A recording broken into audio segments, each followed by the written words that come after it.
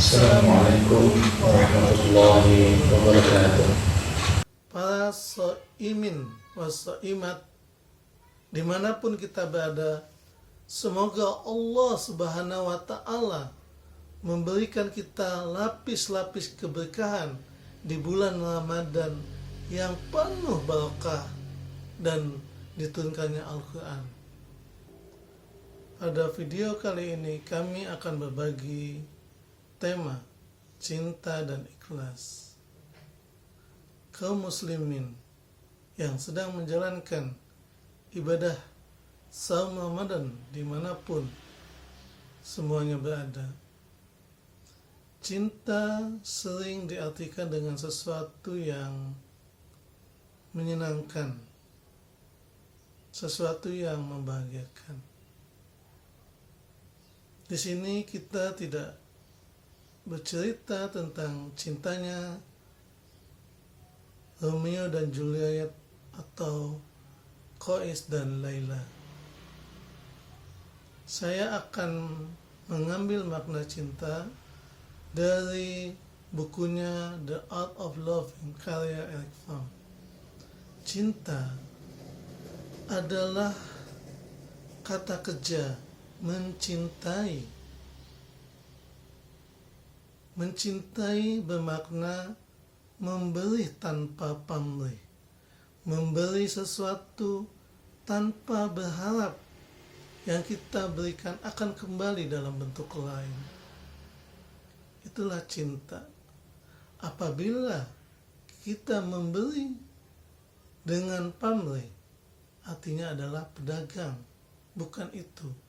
Memberi tanpa pamrih. Itulah maknanya cinta.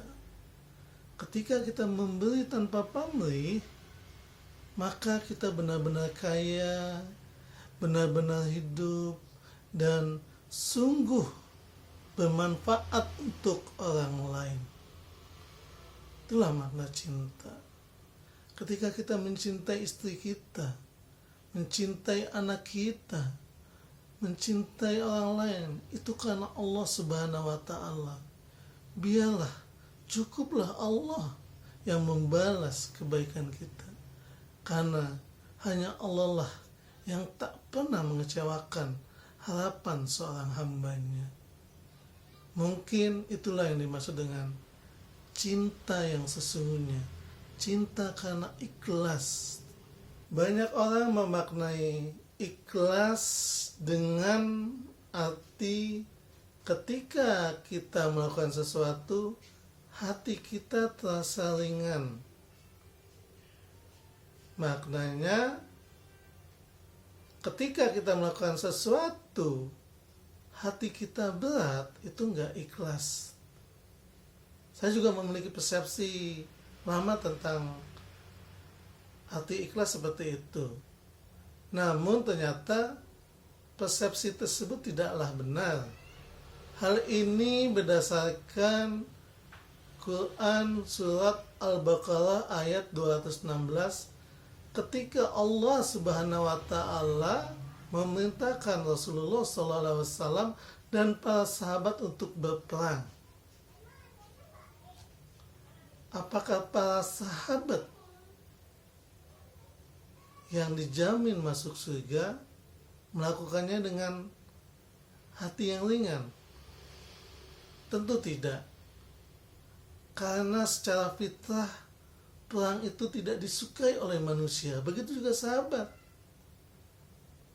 Karena dalam perang itu mereka membunuh manusia, dan itu adalah pekerjaan yang tidak ingin dilakukan. Berat hati melakukan hal tersebut. Namun karena itu adalah perintah Allah Subhanahu wa Ta'ala, para sahabat pun melakukannya. Jadi ketika kita melakukan sesuatu dengan berat hati, itu juga ikhlas. Seperti Quran surat Al-Baqarah ayat 216. Nah, bagaimana supaya kita ikhlas? Ya, kita harus seolah-olah ikhlas memang awalnya berat hati, namun ketika itu menjadi kebiasaan itu akan meringankan hati kita. Dari Abu Hurairah radhiyallahu anhu, dia berkata, Nabi Muhammad sallallahu alaihi wasallam telah bersabda, sesungguhnya Allah tidak memandang kepada rupa kalian, juga tidak kepada harga kalian, akan tetapi Dia melihat kepada hati dan amal kalian. Saat melakukan sesuatu kebaikan pada orang lain atau lingkungan, tanpa kita sadari, disitulah ada keikhlasan.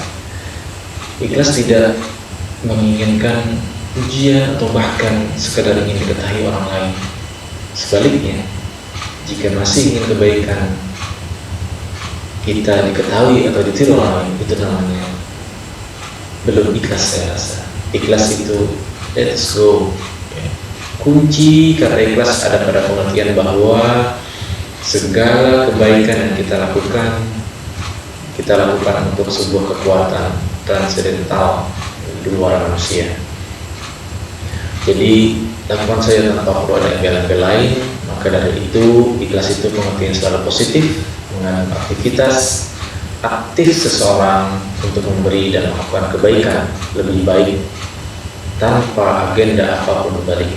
Banyak sekali definisi ikhlas yang keluar, baik itu dari para ulama, daripada para ahli yang menggambarkan apa itu definisi ikhlas. Ya. Bahkan kalau ibaratnya seperti mudahnya kita menggambarkan suatu ikhlas itu seperti suatu gelas yang isinya air putih. Ya. Air putih tidak ada sedikit pun yang tercampuri dalam air putih. Itulah yang dimaksud dengan ikhlas. Bahkan menurut ulama Syekh Muhammad Nawawi Al-Bantani dalam kitab ini, Shahihul Ibad, membagi keikhlasan di dalam 3 tingkatan.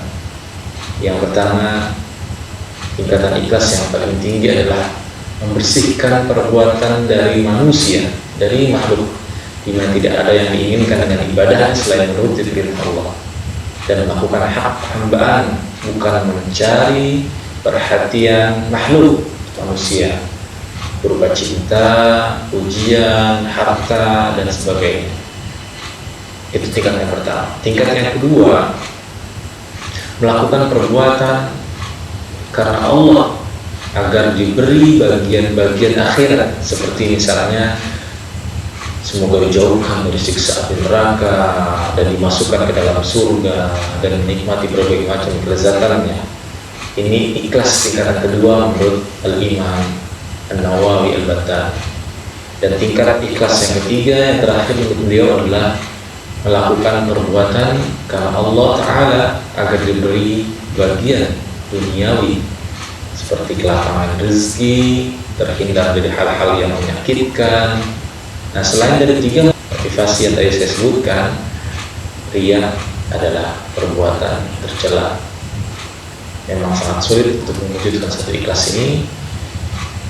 Tidaklah ya, aku mengobati sesuatu yang lebih berat daripada mengobati niatku, sebab ia senantiasa berbolak balik pada diriku, demikian menurut Syufan At-Tawri.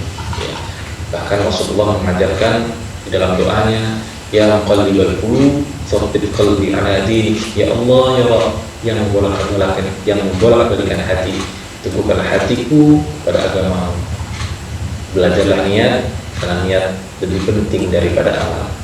Kebaikan hati tergantung kepada kebaikan amal, dan kebaikan amal bergantung kepada kebaikan hati. Assalamualaikum warahmatullahi wabarakatuh.